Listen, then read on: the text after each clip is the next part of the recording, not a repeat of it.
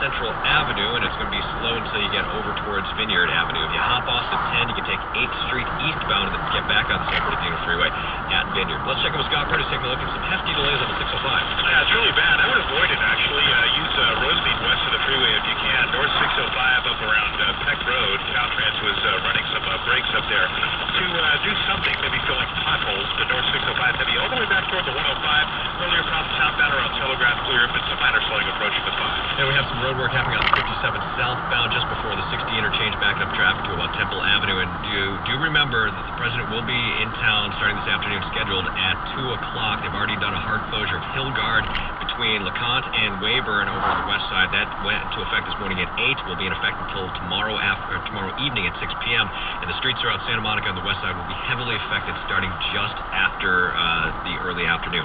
Traffic and weather together on the 5s. Our next report at 11:15 from your Southern California traffic leader, KNX 1070 and CBSLA.com. I'm CBS 2 meteorologist Evelyn Taft, and this is your exclusive 5-day forecast. Temperature is getting cooler today, really only expecting low 80s in the basin, upper 70s at the coast, 80s in our inland valleys, 80s and 90s for the deserts, and for the mountains we're expecting to see 60s and 70s. Temperatures getting a little cooler in some spots as we head into tomorrow, but by the time we hit the weekend, high pressure rebuilding over Southern California, and we are expecting a good 5-degree warm-up, keeping temperatures on the warmer side through the first part of next week, and then a cool down by midweek. That's your 5-day forecast, where the weekend is always in sight here at KNX 1070 News Radio. And we're pretty much in the 70s across the board in Southern California. Downey at 73, Irvine 76, Thousand Oaks 74, Long Beach 75, 74 at the CBS Broadcast Center in LA's Park Mile.